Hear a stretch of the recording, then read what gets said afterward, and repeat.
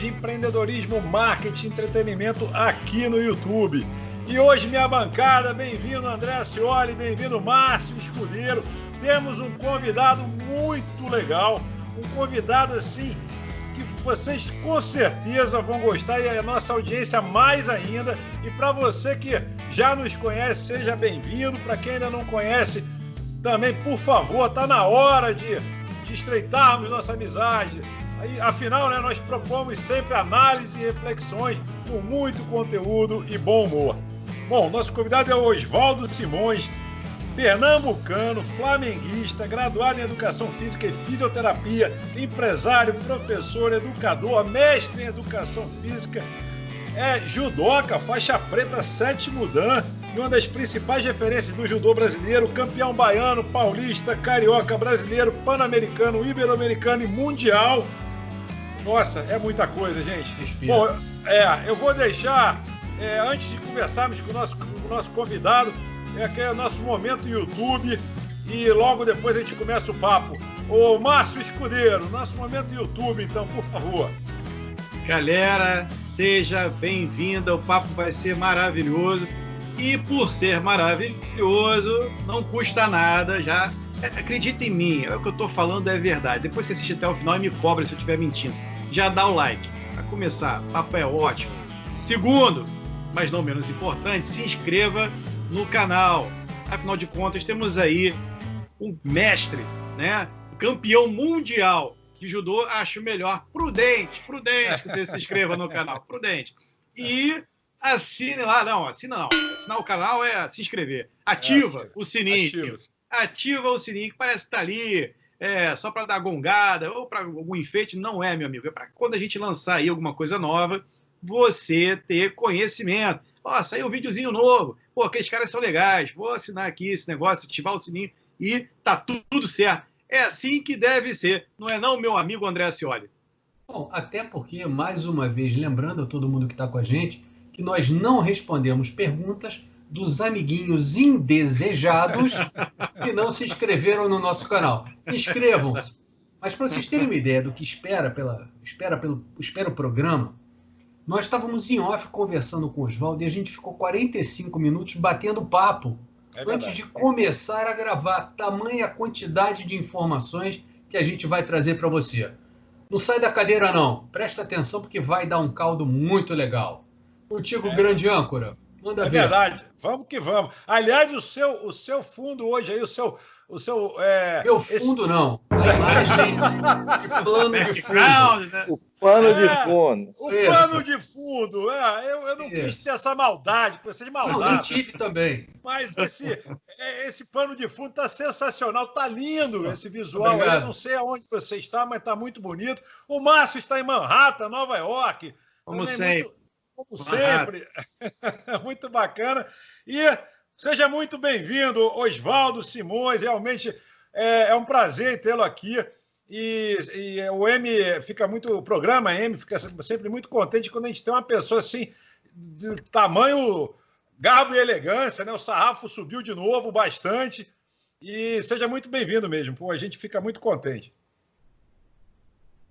Boa tarde. Muito obrigado pelo carinho, pela atenção do amigo André Acioli. Prazer conhecer o Sandro, prazer conhecer o Márcio. É um amigo meu, foi fazer uma palestra num lugar sobre a importância do lúdico para as crianças. Quando ele começou a falar, a criancinha falou assim: antes da gente falar qualquer coisa, tio, a gente pode brincar? Ele falou: mas por que você quer? Por que você quer brincar primeiro? Ele falou: porque quando a gente brinca primeiro, a gente fica amigo. A boa palestra do cara. Então, ou seja, é o lúdico. Então, nós fizemos uma brincadeira aqui antes de começarmos a gravar e que já deu para a gente aqui um relaxamento e uma ideia do que a gente pode conversar. É verdade. Boa. Bom, vamos lá. Meu amigo, eu vou deixar o André Acioli, que foi o responsável por ter trazido o Oswaldo aqui hoje para participar do M, fazer as honras da casa, a primeira pergunta, e depois a gente segue na sequência. Legal. Oswaldo, não preciso dizer o prazer que é estar aqui com você, a gente já é amigo, eu não vou dizer, mas para quem queira, há mais de 40 anos eu conheço o Oswaldo, já tive o prazer de ser professor da academia do Oswaldo, em determinado tempo, uma amizade que, graças a Deus, o judô construiu para gente. E o judô tem essa característica, a característica de formar bons amigos. Né? Basta a gente lembrar que durante muito tempo, mas quando eu digo muito tempo, é muito tempo mesmo, os filhos da gente ou faziam judô ou faziam balé. Existia essa, até pelo caráter formador que o judô traz. O judô tem essa preocupação. Oswaldo, do tempo que eu acompanhava o judô até hoje, essa preocupação com a formação do ser humano como um todo, ele ainda existe em todos os lugares em que o judô está presente? Sim, André. Veja só, a essência do judô é essa, né? Hoje em dia há uma pequena distorção em relação ao judô ter se tornado um esporte em que a premiação é em dinheiro. Hoje em dia, um campeão do Grande Slam ganha US$ 10.000, segundo lugar US$ 5.000, terceiro lugar US$ 3.000. E aí entrou essa questão financeira, né? Então você entra na disputa, a preocupação com o resultado em si, né? Então as pessoas se preocupam muito para ter o ippon, a vitória, etc. Mas a essência do judô não é isso. O judô transcende isso, é muito mais do que isso, né? O judô é preocupar-se com a formação integral do indivíduo, biológica, psicológica e social. Né? Sensei Jigoro Kano falava que a educação física e o judô é uma forma de fazer com que o homem crescesse, evoluísse, né? Então, a competição não pode ser uma coisa que venha para diminuir, tem que vir para somar. Então, eu continuo me preocupando com a educação. Até hoje eu tenho uma academia e o judô me auxiliou no início, quando a gente estava conversando, o que fez com que eu entrasse para o judô foi a questão de ter sido sempre obeso, já nasci com 6 quilos, sempre fui gordo, e eu era um gordinho meio esquentado. Na adolescência, eu não gostava de apelido. Aliás, até hoje eu não gosto de folga. Eu não entendo por que as pessoas não conhecem as outras, nunca viram as outras, e aí colocam apelido, mexem, bolem, etc. Não respeitam, né, o outro. Então, eu acho que você tem que respeitar. Eu fui educado para isso. Você tem que respeitar a todos, né? Qualquer idade, qualquer peso, qualquer altura. E não acontecia isso, então eu ficava meio esquentado. Então, eu entrei no judô e o meu professor, Kazuo Yoshida, em Salvador, foi um guru para mim, né? Porque ele não ensinava só o judô, ensinava a gente a pensar, em primeiro plano, né? É isso que está faltando, na minha opinião, no ensino, na educação de uma maneira geral. Pouco diálogo entre professor e aluno, ainda tem aquela questão, mesmo nos colégios mais tradicionais, mais famosos ainda tem aquela questão do pensamento-ação.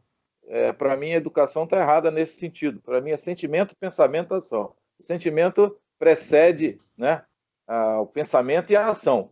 Então, se você faz o aluno gostar daquilo que ele está fazendo, ele vai gostar de aprender aquilo, vai se dedicar, vai se envolver, né?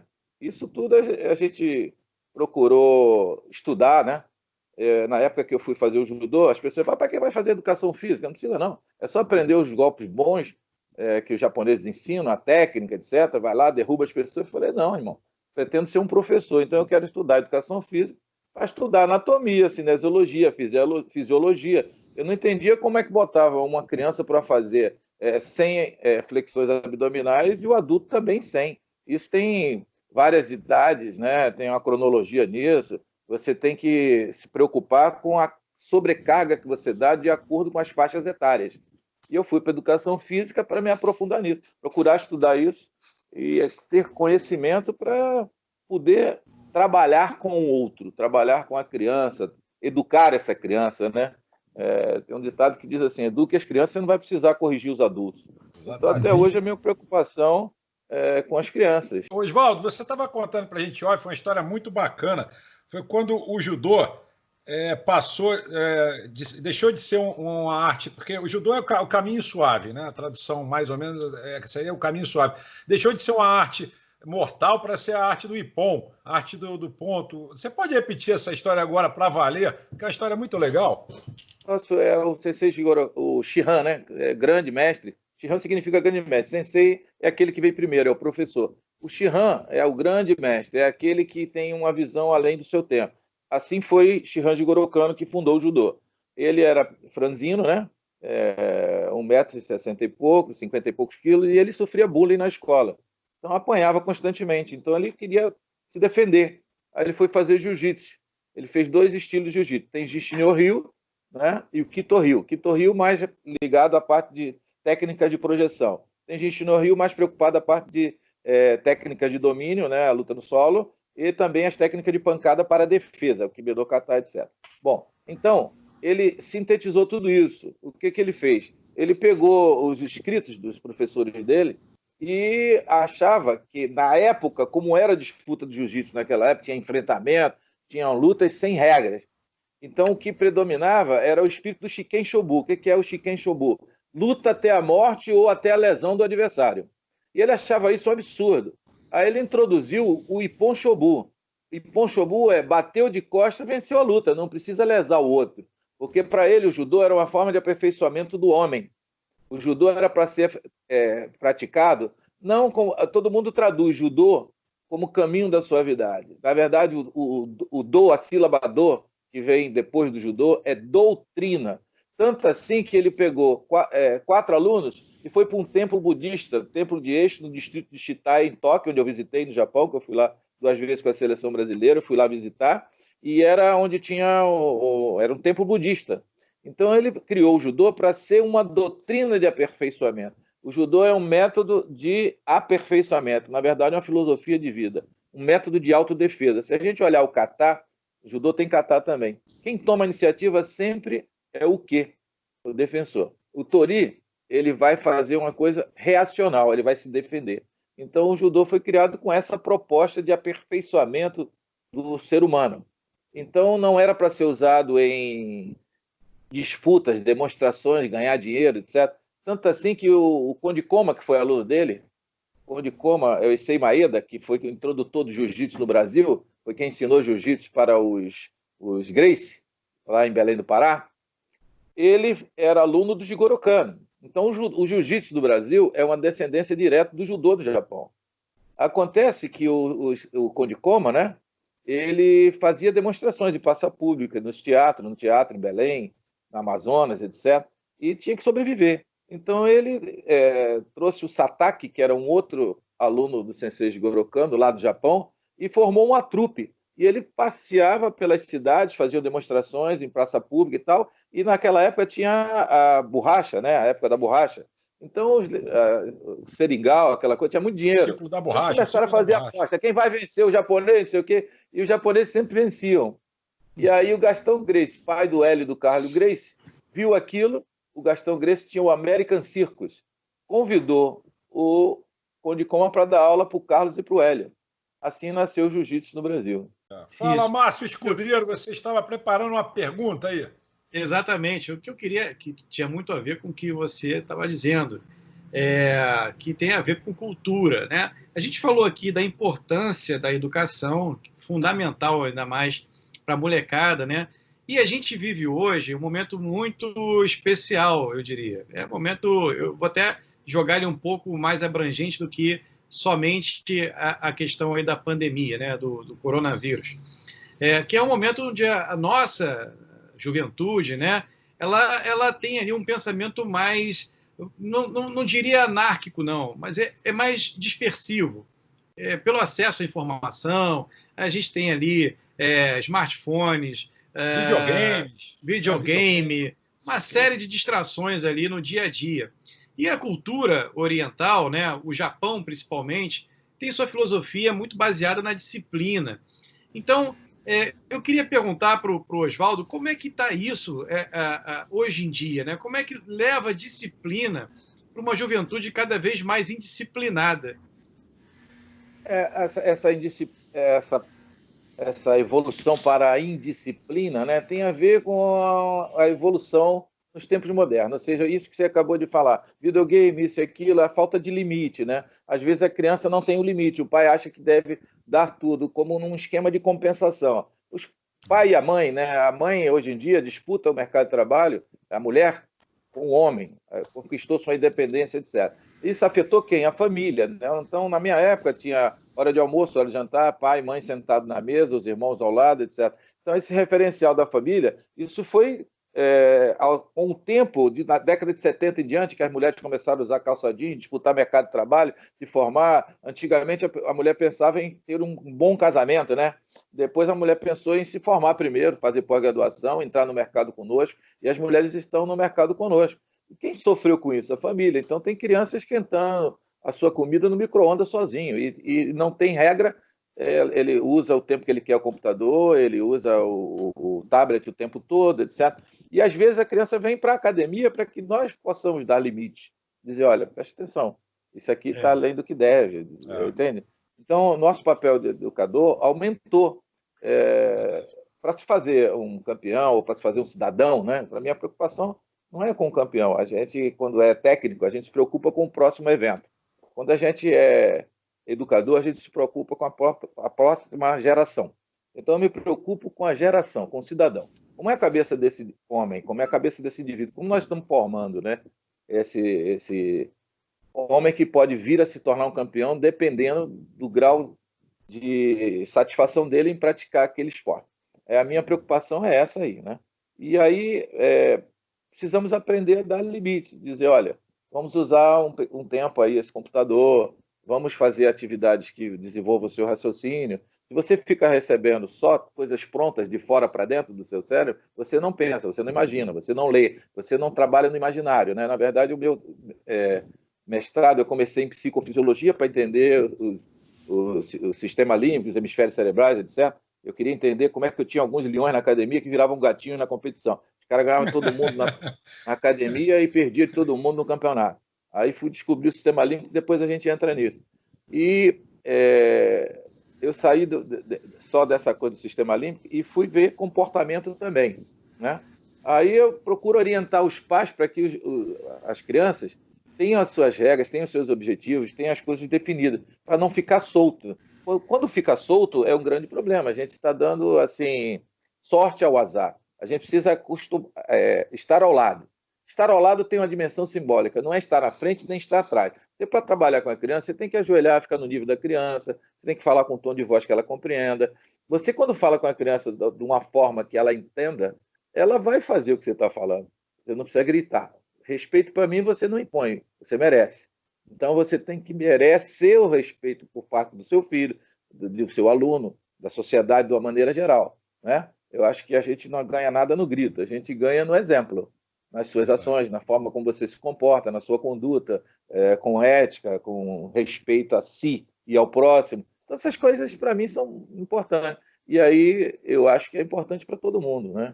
Verdade. Quando eu vim para a Gama Filho, deixa eu só te interromper rapidinho, porque eu queria ter emendado a pergunta do Márcio, porque, por exemplo, você também tem uma academia. A gente está até vendo aqui, um pouquinho atrás de você aí, tem, eu acho que a logo, tem um merchan bacana, e depois chega um pouquinho para o lado para a gente ver aí, ó, você tem uma academia ótima aí, olha que bacana.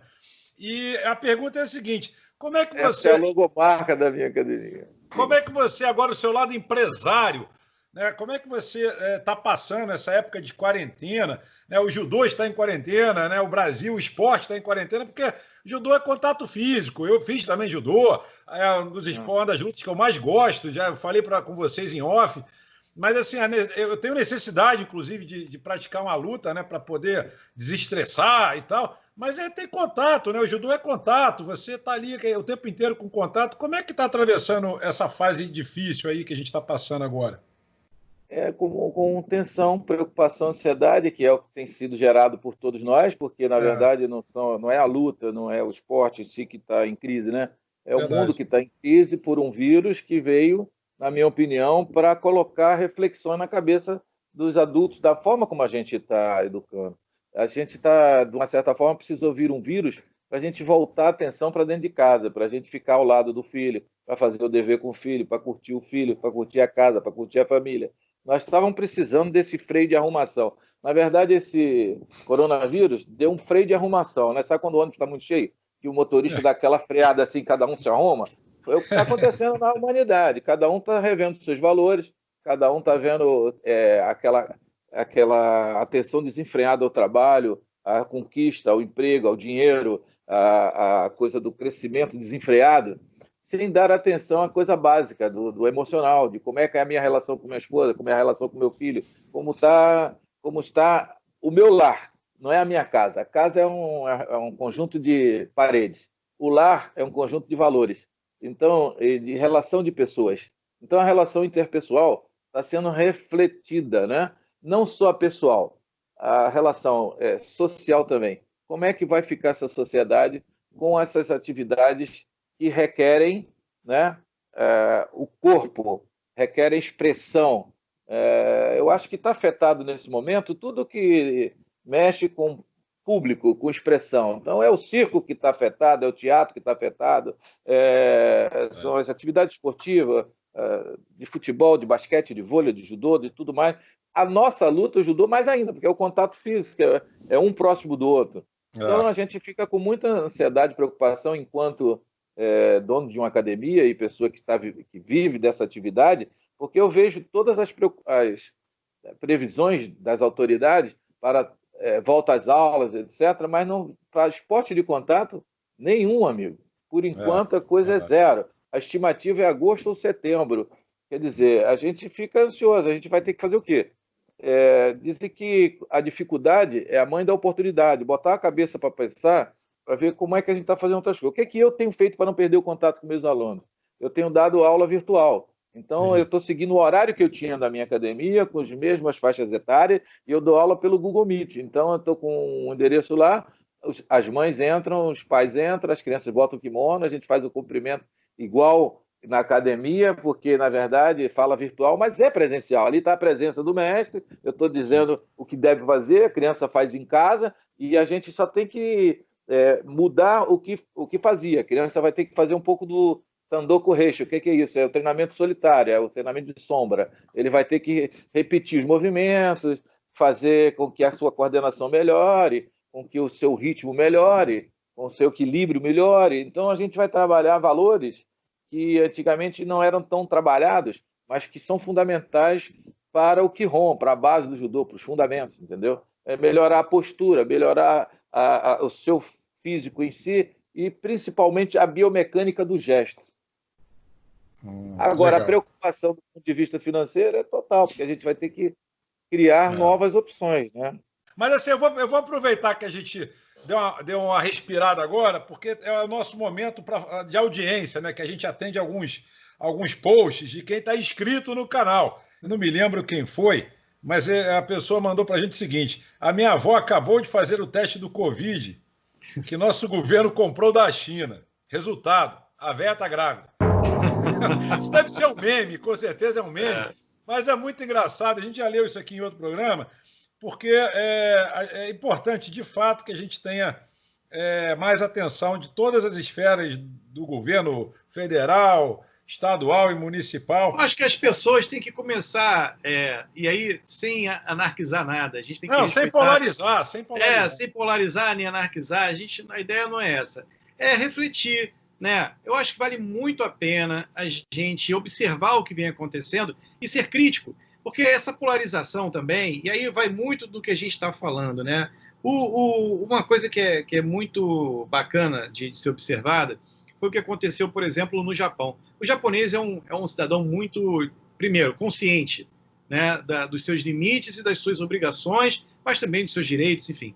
E por isso ele é muito responsável, né? Eu fui agora, final de semana, no shopping, e não vou dizer qual, mas eu vi ali uma circulação muito grande de pessoas sem máscara, tirando os funcionários do shopping, que estavam ali todos eles protegidos.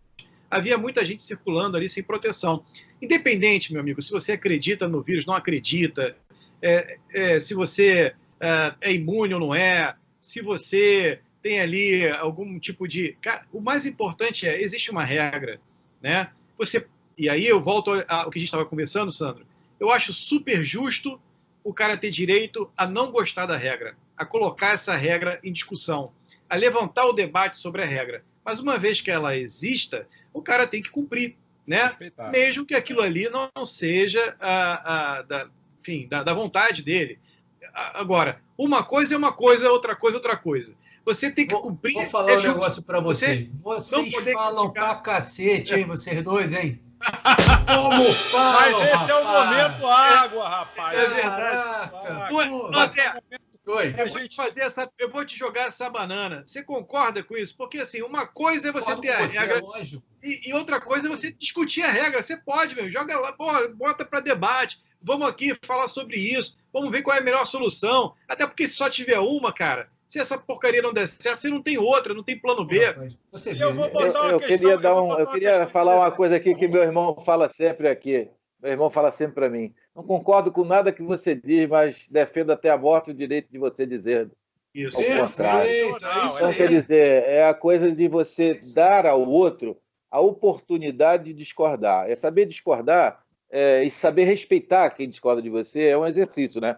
Na verdade, a gente E está não é no ser momento, inimigo, né? vocês A pessoa falaram, discordou, não é ser inimigo. não, a pessoa que é contrário não necessariamente é inimigo, né? É. Às vezes é contrário, a forma de pensar e de ver. Por exemplo, no judô, a gente não tem inimigo, a gente tem adversário. O adversário me provoca a que eu cresça para vencê-lo, tá entendendo? Sem lesá-lo. Então, os meus Isso. maiores amigos hoje em dia foram os meus adversários, Fenelon, Eva Giovanelli, esse povo todo que me obrigou a crescer, né? E eu acho que o grande problema que a gente está passando nesse momento agora é a falta da gente refletir sobre isso, né? Nós temos que repensar essa coisa do equilíbrio emocional. Então, voltando para o judô, o que é o importante do judô? Equilíbrio físico, mas não só o físico, principalmente o equilíbrio emocional. Nós estamos num desequilíbrio em que a parte emocional está afetada. Nós temos sistemas.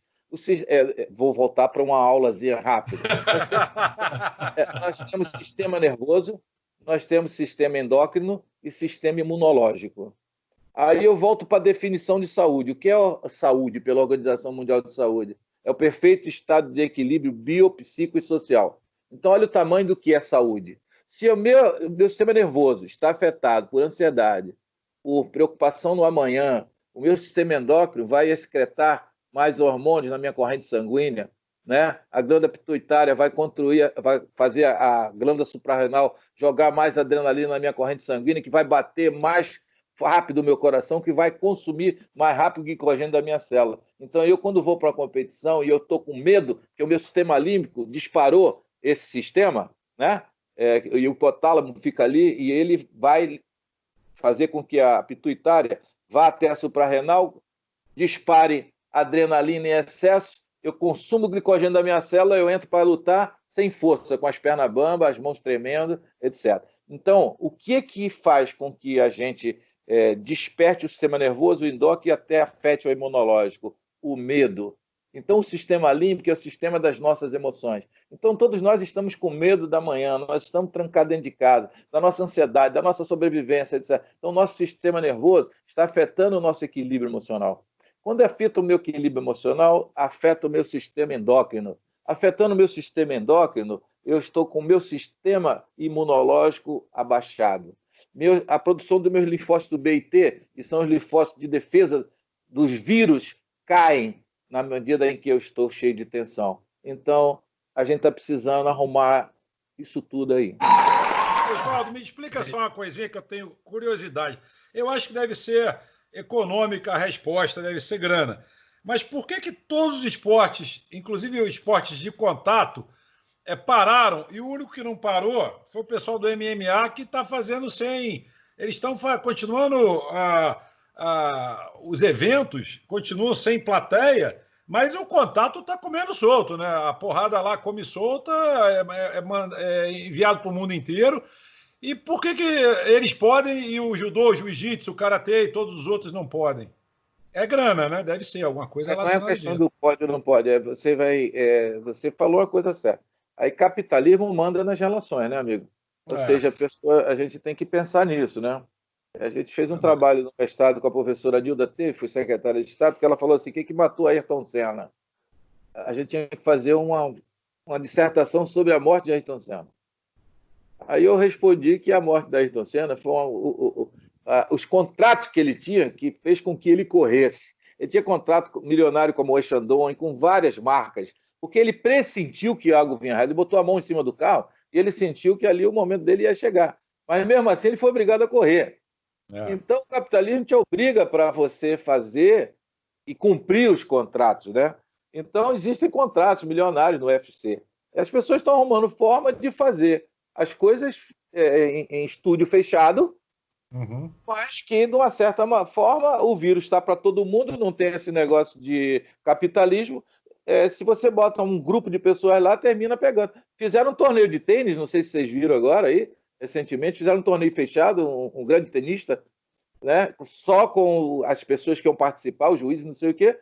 O tenista principal pegou a Covid, passou para os outros, o torneio foi no meio do caminho.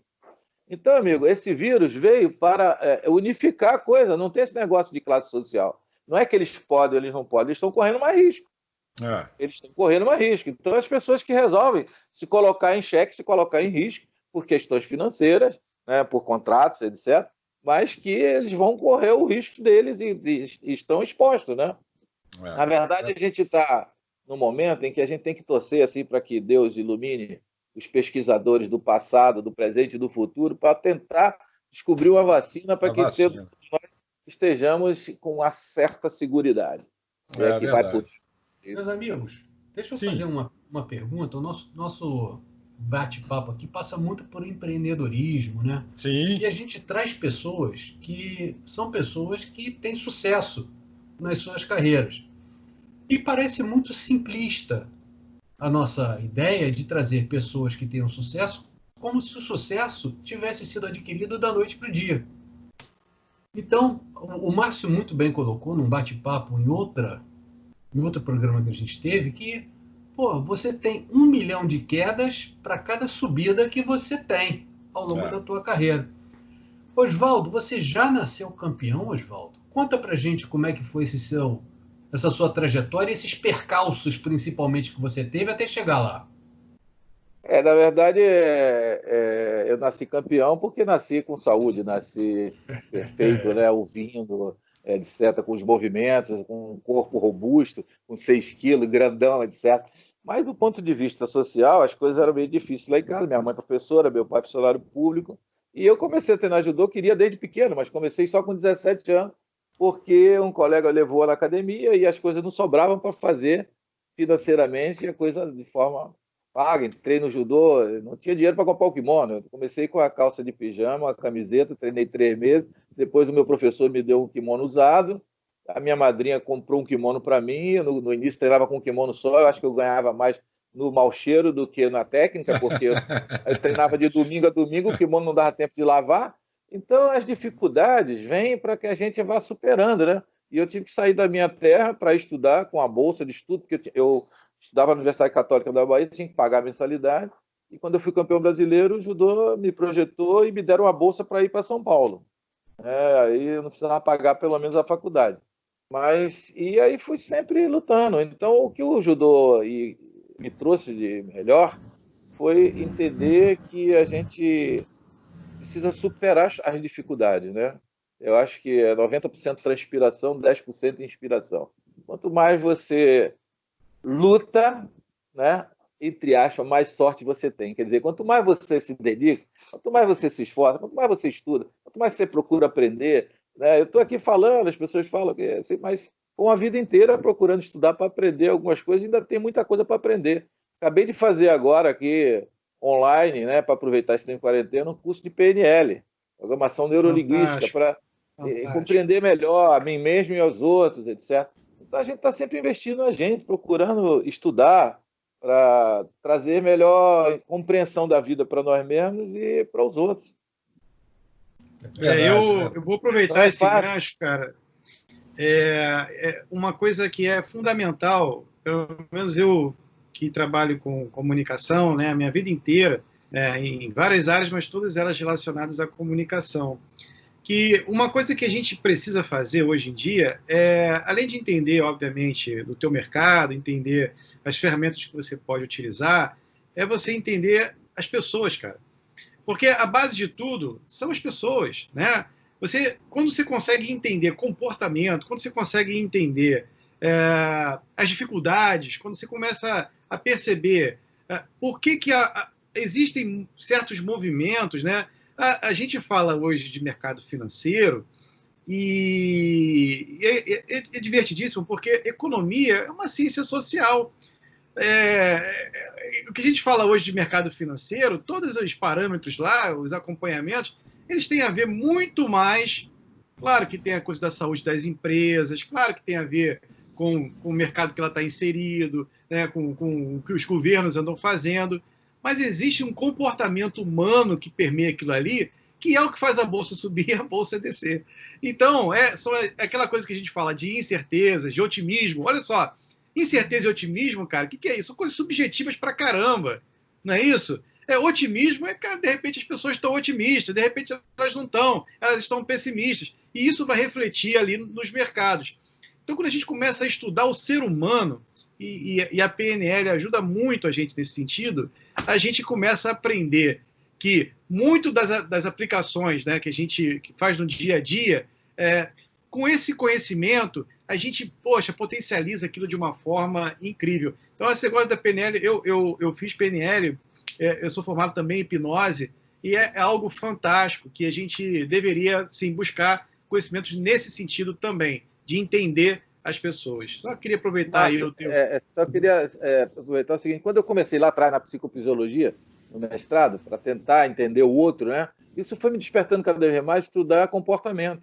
Eu comecei a chegar em casa e ver o canal que dá comportamento dos animais, como é que os animais se comportam. O macaco, por exemplo, quer conquistar macaco, ele fica em volta da macaca fazendo macacada, para chamar a atenção da macaca, entendeu?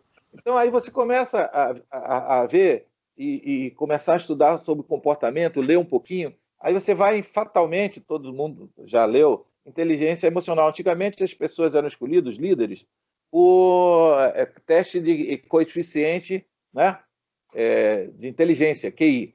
Era coisa muito racional, etc. Aí vem o Daniel Goleman e coloca a questão da inteligência emocional. Se você conquista o seu funcionário, tem algumas empresas, né, a Minas aqui em Betim, pegou para os funcionários e falou assim, vem cá, o que é que vocês queriam? As funcionárias, né? Eu quero uma festa de 15 anos. Aí você consegue a fidelidade daquele funcionário para trabalhar em diferentes cargas e horários. Aí chega para o funcionário e diz, qual é o horário que você tem um biorritmo que você rende mais? Eu quero trabalhar à noite. Deixa ele ir trabalhar à noite. Então, essa flexibilização em lidar com o outro, com o ser humano, faz com que a gestão fique mais ágil, mais rápida, né? Aí, depois do Goleman, a gente vai estudar atitude mental positiva. AMP, é um livro de Napoleão Hill, chamado AMP. Você estuda e você vê que você tem que aprender a flexibilizar com o outro, mas ter sempre a atitude mental positiva de que as coisas vão caminhar para um determinado parâmetro que você quer e que você tem que aprender a inverter a pirâmide. Na verdade, você tem que saber servir o outro. Você está lidando com o ser humano. Aí, fatalmente, você vai chegar no monge executivo, né? O monge executivo do... Olha, dica de livro, tá rolando já. Dica de Boa. livro. Aí, ó, dica de livro. O monge livro. executivo de James Hunter, que é um escritor maravilhoso. Ele fala que a gente, para chegar no sucesso, antigamente, a pirâmide, né? O diretor ficava no topo da pirâmide, depois vinham subdiretores, vinham os gerentes e vinham os funcionários. Ele disse que para você ter sucesso hoje em dia, você tem que inverter essa pirâmide. O diretor tem que sair da sala dele e ir tentar conquistar o cliente e tratar todos os seus subalternos com respeito, com admiração, com polidez, com educação, para que você seja um líder, né? E você não pode... Hoje, a gente não vive mais numa época em que a liderança é aquela imposta, é a conquistada no cotidiano, no dia a dia, né? Então, você vai respeitar o teu líder se ele é sensível a conversar com você, se ele tem novos pensamentos, novas ideias, nova gestão, se ele faz a coisa como deve ser feita. E o próprio James Hunter, né, tem De Volta ao Mosteiro, que é o segundo livro, e tem depois ele Como se tornar um líder servidor. São 3 livros do James Hunter e são interessantíssimos para a gente ler, né? Eu acho fundamental a gente ler para a gente aprender. E tem o Dali... Fica a dica. André, fica a dica. Você contou para ele que tinha momento... Não, rapaz, eu não contei, você viu? Não contou, que legal, rapaz. Ele já 3 dicas aqui, sem a gente ter combinado. Tem mais uma que eu queria dar, que é o Dale Carnegie. Como fazer e influenciar pessoas. Muito Dale bom, Carnegie. Muito bom. Como fazer amigos e influenciar pessoas. Quer dizer, a gente tem que procurar estudar, ler, ouvir outras pessoas, ler outros livros, para que a nossa mente possa abrir, né? Você viu o Bernardinho? Eu fui para a Olimpíada de Moscou E Bernardinho era um dos jogadores de vôlei da seleção. Hoje em dia, ele escreveu um livro chamado Transformando Suor em Ouro. Outra dica aí que eu dou para o pessoal que quiser, né? Transformando Suor em Ouro, né? É da editora, deixa eu ver, Sextante. Então, ele pega todos os valores do alto rendimento, da dificuldade de treinamento, do sacrifício do treinamento. Você tem que suportar aquele treinamento, vai te provocar dor, mas você enfrenta a dor para você superar e fazer com que você consiga ter um foco, uma meta, que dentro do marketing é fundamental, né? Eu sou professor do Senac também, de massoterapia, né? Eu fui, na verdade, professor de educação física, fiz pós-graduação, chegou uma hora que eu estava trabalhando muito com performance, alto rendimento, pessoas, etc. Eu falei, estou preocupado só com resultado. Eu falei, eu não quero isso, eu quero interferir melhor no desenvolvimento do outro, do ser humano, né? Aí fui na BBR, queria fazer fisioterapia. Aí vi lá fisioterapeutas, terapeutas educacionais ao lado de crianças que não conseguiam pegar um copo d'água. Aí eu falei, eu quero esse negócio aí, eu vou estudar fisioterapia para ordenar os movimentos dessas crianças, para reeducar essa criança, e isso tem tudo a ver com judô. Então eu tenho já um livro escrito para falar, tenho já o resumo de um livro chamado Judoterapia, que é que o judô pode fazer para trabalhar a lateralização, propriocepção, desenvolvimento temporoespacial, no tempo e no espaço. O que a gente pode fazer através do judô para trazer melhor equilíbrio e coordenação para essas crianças? Ou seja, a coordenação motora grossa, fina, né, o tato, tudo isso, os sentidos, né? Nós somos seres emocionais e, como tal, nós vivemos com as sensações, com os sentidos, os 5 sentidos, né? Tato, audição, olfato, etc. Muito bem. Então, a aromaterapia faz com que a gente também se sinta atraído pelo próximo. Como é que os animais se escolhem? Pelo olfato, né? Então, a aromaterapia está sendo até explorada demais. A Federal Drug Association nos Estados Unidos proibiu os cinemas de colocar mais um sentido, que é o cheiro. Houve uma proposta de colocar nas telas de cinema, além da visão e da audição, o olfato, que iria sair assim para o lado da tela do cinema, o cheiro. Aparecia uma planície, então cheiro de rosa. Aparecia não sei o que e tal. Eles proibiram, porque isso ia viciar as pessoas, né? Porque o olfato é, dentro dos sentidos, aquele que chega mais próximo. Até por sua localização, né? Está muito próximo ao cérebro. Então, você desperta emoções pelo aroma. Então, a pessoa, quando está com fome, sente o cheiro do churrasco, aí fica com vontade, né? Que vai despertar ali a vontade. Sente o cheiro do perfume, sente o cheiro de uma fêmea, né? Os animais cheiram. Doutor Elcimar Coutinho, na Bahia, que é o pesquisador de fertilidade humana, e as mulheres que vêm lá que têm problema de fertilidade, eles dizem que a coisa do cheiro é fundamental. Então, para a reprodução, eles aconselham as mulheres a não tomar banho, para atrair os machos, porque é o cheiro que atrai o macho. Então, ele fala dessa coisa do olfato e do aroma, né? Para o acasalamento, digamos assim, para a reprodução humana, né? Então, a gente estudando esse olfato aí, vendo como é que as coisas acontecem, a própria propaganda e o marketing quer querendo usar isso. Você vê os perfumes, o feromônio. Perfume com feromônio custa bem mais caro. E você bota um perfume para atrair a mulher, ou a mulher bota um perfume com feromônio masculino para atrair o homem. Quer dizer, é o marketing, é a indústria tentando usar de todas as formas os sentidos para ter lucro, para atrair lucro, né? Para auferir lucros, né? Estudar aí a anatomia humana para ter a melhor forma de resultados. Pô, legal. Aula total. Sem dúvida. Aula completamente. Estamos aqui tendo uma aula, meu amigo André Scioli. Você não avisou que ficaremos todos assim, pasmos. Embasbacados. Totalmente. Eu falei antes, rapaz. Eu avisei, rapaz. As perguntas. Vai conversar com uma fera, rapaz. E você vê como a coisa é bacana, né? Como a própria filosofia do judô permeia a vida de grande parte dos seus praticantes. Porque eles têm a humildade de dizer não sei, vão atrás do conhecimento, querem crescer como pessoas. Então isso é muito legal. O Oswaldo é um exemplo desse exercício de humildade. Sempre foi assim. ele sempre quer conhecer mais. E ele sempre diz, não sei. Isso é muito bacana. Inclusive, a gente estava nessa Só aula... sei que nada sei. Só sei que É nada isso sei. aí.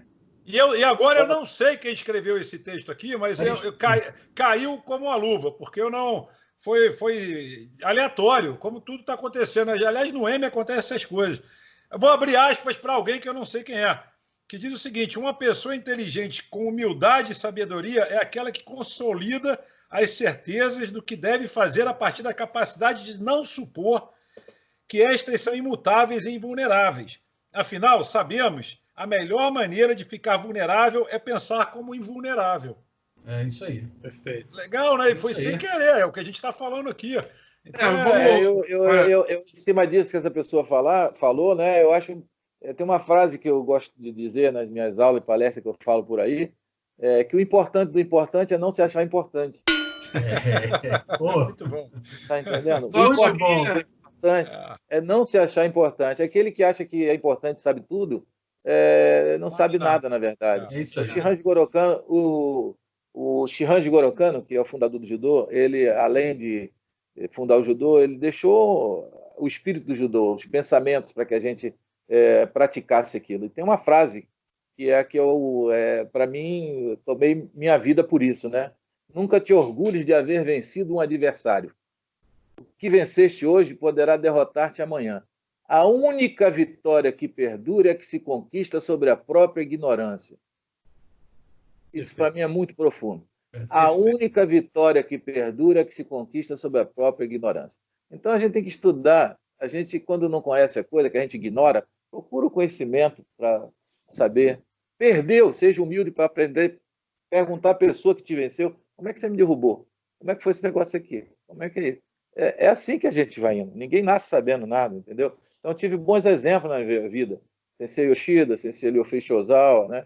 Foram pessoas que mostraram o caminho e ensinaram como é que você ficava no caminho e como é que você poderia fazer para crescer um pouquinho mais, que a base é a humildade, né? Não lute por conhecimento, não lute por fama, não lute por nada disso. Lute por humildade, que fica para essa e para outras encarnações. Eu vou aproveitar, gente. Eu vou aproveitar. Sandro, estamos chegando na reta final do programa. Esclarecer um ponto aqui que é importante. Muito importante esclarecer esse ponto. Não é que o Sandro não sabe quem escreveu aquilo. Ele sabe. A gente só não fala porque provavelmente não era escrito no canal e a gente trata mal esse tipo de gente, entendeu? É assim que a gente faz. E segundo, que eu queria aproveitar aqui, já que a gente falou em PNL, eu queria sugerir, no Momento Livro, um livro que é do Anthony Robbins, que é Poder Sem Limite. Né? Muita gente trata esse livro como se fosse um livro de autoajuda e não é. É uma introdução muito bacana à PNL. Tem um outro lance que é bacanérrimo, que conta um pouco da história dele. É que eu vou te mostrar um negócio aqui, um minutinho. Nosso convidado pela primeira vez. Saiu da janela. Não tem nada. Não tem nada combinado. Olha aí. Ah, garoto. Muito bem. É esse aqui? É esse aí. Exatamente. Conta um pouco da história do Anthony Robbins, que é uma história incrível. Esse cara já chegou a morar num carro. Conta um pouco da história da família dele. Então, assim, leiam, porque é uma história de sucesso e também uma introdução bem bacana na PNL. Impressionante. Legal. Uma dica para todo mundo ler, hein? Outra dica. Não acaba, não. Não acaba, não. Não é que nós temos tempo, mestre. Nós temos tempo e eu vou... Olha só, mas ainda vai durar um pouquinho, porque quando eu peço... O que é o tempo? Na verdade, essa questão aí, do limite, é o canal que está racionalizando o negócio, mas o nosso tempo é infinito. É verdade. Hoje foi só o start de uma amizade aí que eu acho que vai... Não, mas vamos ter várias outras conversas. Essa foi a primeira de inúmeras conversas, com certeza, uma série. As conversas não param por aqui, não. É porque a gente tem um formato, né, que é um formato de programa para não ficar cansativo, para o pessoal ter gostinho de quero mais. Se a gente falar tudo num programa deixar o Márcio almoçar, né, que ele só tomou sorvete. É verdade também. Sorvetinho. Mas eu peço para a minha bancada fazer suas considerações finais. Vamos deixar o convidado por último sempre, para fechar o programa com chave de ouro. Então, André e Márcio, por favor, vamos agora à reta final do EM de hoje. Eu vou pedir para o André explicar para o nosso grande entrevistado, Oswaldo Simões. Como é que é esse momento agora que o Sandro pede para a gente falar pouco, ser sucinto? Para que serve esse momento, André? Explica para o nosso convidado. Querido Oswaldo, você lembra que eu falei, pô, vocês falam demais no meio do programa? Porque a gente tem a hora para falar. E a hora que o Márcio e eu temos para falar é agora. A gente não tem cronômetro, a gente fala quanto quiser, sem cerceamento. Sem alfinetada no Sandro, sem alfinetada no Sandro. Sem alfinetada no Sandro. Então, o momento em que ele abre as câmeras e os microfones para a gente é agora. É quando a gente fala. A gente pode falar de flores, pode falar de música, de qualquer coisa. Mas que nada, olha só. Sobre qualquer coisa, até dos amiguinhos. Meu grande mestre, olha só, eu não tenho nem palavras. Primeiro, para agradecer a tua presença, porque, primeiro, a rapidez com que você aceitou o convite da gente de participar desse bate-papo. Eu acredito que você tinha outros compromissos, mas deu a prioridade para a gente nesse canal. Isso é muito legal. Segundo, dizer que eu tenho certeza que a amizade que nós temos, ela vai continuar nessa e em outras encarnações também, junto com esses dois amigos novos que você fez, que já eram meus amigos há algum tempo. Para quem está ouvindo a gente, quem está vendo a gente, procura estudar um pouquinho da vida desse rapaz que está aqui no nosso bate-papo. Vocês vão ver, quando eu provoquei aquela pergunta, ele teve muitas derrotas no esporte e na vida. E soube dar a volta em todas elas. Então, esse aprendizado que ele traz para a gente, que serve de inspiração, vai servir de inspiração para você também. No momento em que você encontrar a primeira dificuldade, e talvez jovem que seja, não souber lidar muito bem com essa frustração. Abraça esse teu aprendizado e faz dele uma grande vitória, como foram as vitórias que ele conseguiu na carreira dele e na vida dele. Muito obrigado, mestre. Obrigado por você que assistiu a gente também. Márcio Escudeiro, por favor, suas considerações finais sucintas, né? Como sempre, bem sucinto. Deixa comigo, Sandro. Então, quando eu nasci, né? Eita, lá em 1900... Não, eu quero agradecer ao nosso convidado. Eu acho que isso que o André falou é fundamental para a gente se entender, né? Porque as frustrações, elas vão existir. A gente tem um novo momento aí, e está sendo muito discutido, que os pais agora tentam evitar frustrações dos filhos. E, cara, não dá. Assim, você tem que ensinar o cara a superar os obstáculos.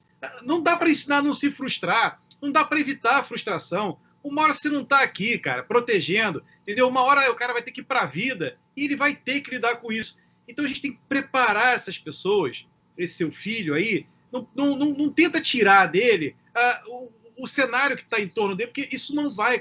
Você não tem essa capacidade, ninguém tem, né? O que você tem que fazer é preparar ele para poder encarar isso de frente e vencer esse desafio. Isso é que é importante. E a gente estava conversando no outro programa, e o André lembrou, falando das biografias, né? Veja a biografia aí do Oswaldo Simões, para ver, cara, esse cara com certeza caiu muito mais do que derrubou.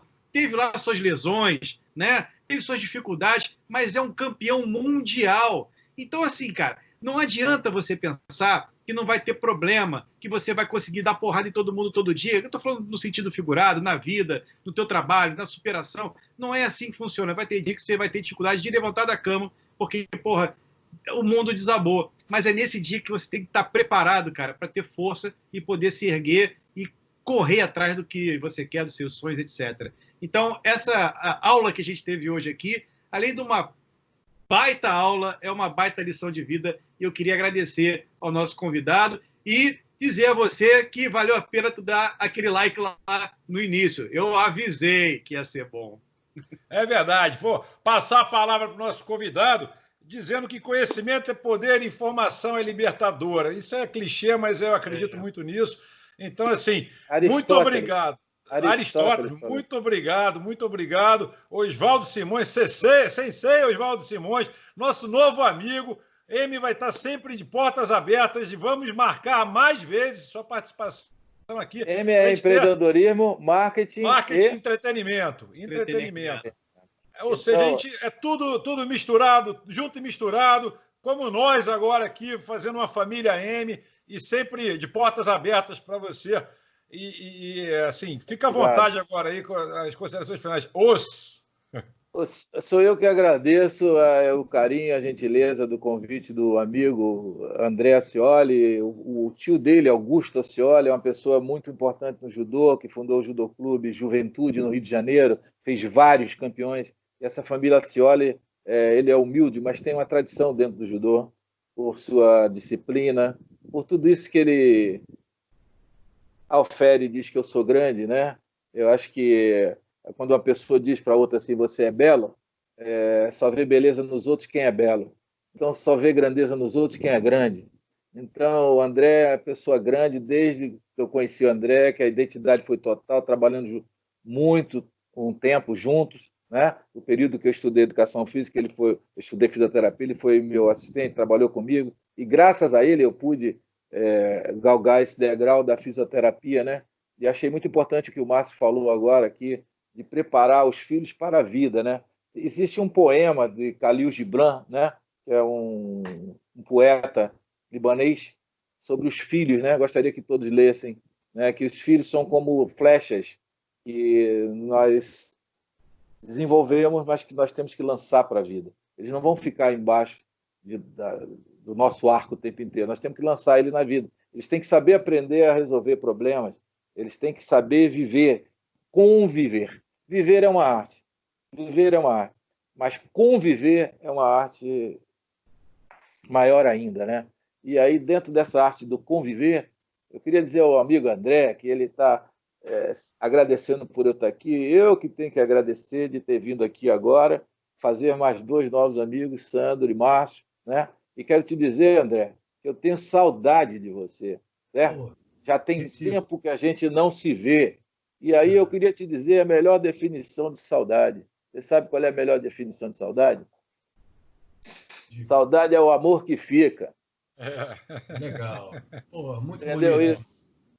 Saudade é o amor que fica. Quer dizer, é o bem-querer que a gente sente um pelo outro e que a gente não vê o amigo, né? Tem um poema também de Antônio Carlos, de Vinícius de Moraes, que fala sobre o amigo, né? Que eu enlouqueceria se eu perdesse os meus amigos. Não é isso? Então, a gente não vê o amigo, não está toda hora com o amigo, eu não estou toda hora com o André, porque ele tem o trabalho, as funções dele, eu também tenho as minhas. Nossas vidas foram para caminhos diferentes, mas sempre procurando conhecimento, né? A gente não se vê a toda hora, mas quando a gente se vê no shopping, seja lá, poxa vida, que beleza e tal, isso é a força do querer, né? A força da amizade, sentimento puro, e que dentro desse sentimento está incutido o respeito, a admiração e uma série de valores. É isso. Obrigado. Valeu, muito obrigado. Olha, eu encontrei uma pessoa que fala mais que o Márcio. O professor Oswaldo Simões fala muito mais que o Márcio. A gente sofre uma perseguição aqui. Márcio, fichinha perto do professor Oswaldo Simões. É fichinha. Gente, muito obrigado pela presença. Valeu, galera. Abraço. Valeu, Márcio. Um abraço, obrigado. Tudo bom. Valeu, gente. Obrigado. Agora um abraço, hein? Um abraço para vocês.